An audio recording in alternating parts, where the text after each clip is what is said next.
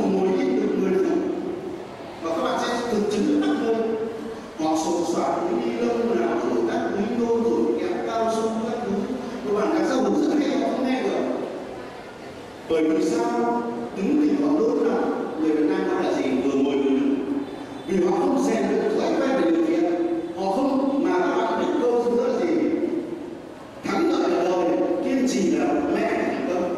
Các bạn đang ngồi đây là các bạn đang tập kiên trì. Thế thì các bạn tất cả những bài học này đỡ cho chúng ta từ hai câu nói là gì? Cái lò xo nó khỏe vì nó nằm im. Khi các bạn lãng phí được một đời đi chơi ABC thì chính là lò xo của các bạn đang nằm im, và nó sẽ có sức kéo khi bắt đầu lúc sử đến. Còn lúc nào các bạn cũng kéo tăng ra, lúc nào các bạn cũng nhảy lên, các bạn thế này quả tay đi đâu thì nó to ra. Thì khi chúng ta đang ngồi đây, chúng ta tự thủ cho mình một sự đạo đức, sự kiên nhẫn. Đấy chính là chúng ta dành sẵn sự để vào cái cuộc đời. Và tôi nói là tại sao văn học Việt Nam và Việt Nam yếu kém?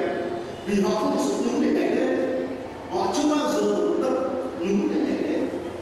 Thần đạo không có, tôn giáo không có, triết học không có, trí thức không có, và lúc nào họ cũng chạy lên sân khấu để hát. Thưa các bạn, người phương Tây nói này, luyện tập là bí quyết để thành công.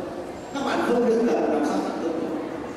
Đấy là câu hỏi thứ nhất của tự tin. Các bạn đồng ý không nhỉ?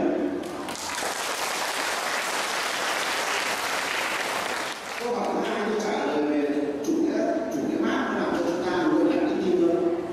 Tôi nói cho các bạn một câu giản dị thôi. Chủ nghĩa Mác là một chủ nghĩa chết yểu nhanh nhất thế giới. Trong thế kỷ 20 nó được toàn bộ phe xã hội chủ nghĩa, và hiện nay còn mang được gọi là Viện Triều Đạo Trung Khu. Các bạn biết Viện Triều Đạo Trung Khu là gì không?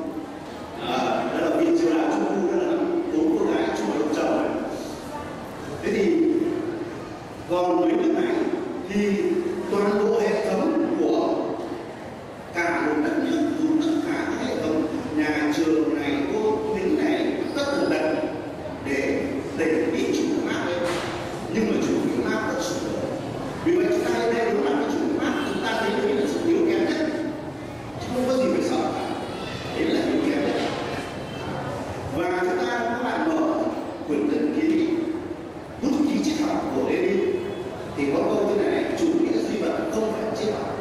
Vì sao? Triết học liên quan đến nhận thức, mà chủ nghĩa duy vật không phải nhận thức. Bây giờ các bạn hình dung ra, các bạn đi học là học hình ảnh. Ví dụ tôi nói rằng sông ngọn núi thì không có nghĩa là tôi biết được cái quả núi ở đâu. Và khi tôi nói que diêm tôi và tôi bật lửa lên thì que diêm không chui vào đầu tôi, mà tôi thì học cái hình ảnh thì que diêm chui vào đầu. Thế thì tất cả hình ảnh đấy chính là duy tâm. Duy tâm là hướng về tâm niệm, chứ không phải duy tâm là đi nó ám ảnh như một số ý tưởng. Cho nên chúng ta phải nhận thức chính là duy tâm. Mà khi ông Ba Tông là ông là chủ nghĩa thực chứng, ông có muốn là tiền đề của chủ nghĩa duy vật, thì bây giờ toàn bộ nước Mỹ chúng ta phải biến thành chủ nghĩa thực dụng. Từ chủ nghĩa thực chứng chúng ta phải biến thành chủ nghĩa duy vật, sau đó là chủ nghĩa thực dụng, và chỉ được áp dụng trong trường học. Đó là chủ nghĩa duy vật đã thất sụp và sụp đổ trên toàn thế giới.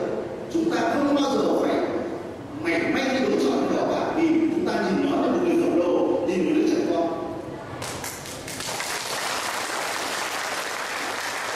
Chúng ta tôi có nghe một bạn nắm bảo như rằng là tôi đi mình đi xe, tôi có nghe một bạn nắm bảo là gì, con vào một quán ăn ở đấy thấy có một người làm dấu và sau đó anh ta không phải tính tiền, thì chúng ta lại Chúa không phải là lúc ấy quy ra tiền thì Chúa lúc đấy có thể là ăn 10.000, đúng không ạ? Có thể là 20.000, và thậm chí có những thằng nó bảo cái sàn ăn là các bạn xem phim rồi là cái đồ có tiền giả, nó mở trong túi nó vừa giá nó cho đi, cho nó gọi cửa hàng trở đến họ tại sao ô giá ở đây có định làm bầm lên, đấy là nhà hàng họ chúng ta đi ông không phải tính toán nữa. Như vậy lúc đấy Chúa chỉ bằng cái giá, đúng không? Thế thì chúng ta này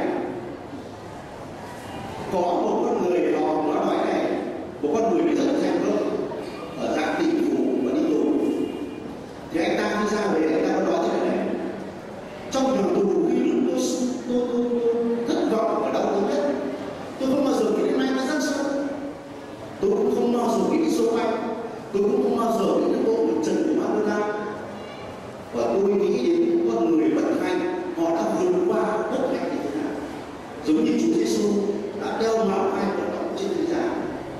Vì vậy hiện nay chúng ta thấy rằng trên thế giới có chưa đến 1% người giàu, còn toàn bộ người nghèo người ta phải suy nghĩ theo lối nghèo.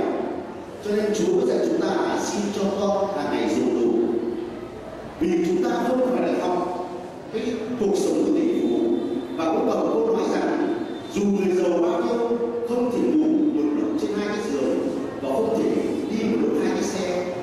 Thế thì chúng ta cái bài Chúa đem lại cho chúng ta sự kiên nhẫn, bởi vì tôi yêu Chúa vì câu đầu tiên thế này: con người là bất lực vì các ngươi không thể làm cho sợi tóc ở trên đầu trở nên trắng hay đen. Bây giờ cùng cái tôi nghe như là chào đâu, hoặc tất cả thi trường này rồi bố mẹ rồi gia đình sao thế nọ thế kia bất hạnh, thì không phải con người hạnh phúc sẽ tiêm vào đầu tôi sự hy vọng, mà chính là nghị lực, mà nghị lực đấy chính Chúa Giêsu đem đến. Và cái bài học nghị lực đấy các bạn hiểu thế nào? Những vụ hơn 90 vụ tự tử trên thế giới xảy ra vào khoảng 4 giờ sáng. Vì sao? Vì trong đêm trường khoảng 3 giờ sáng, con người ta quằn quại trong nỗi đau và thất vọng, và người ta tìm đến cái chết.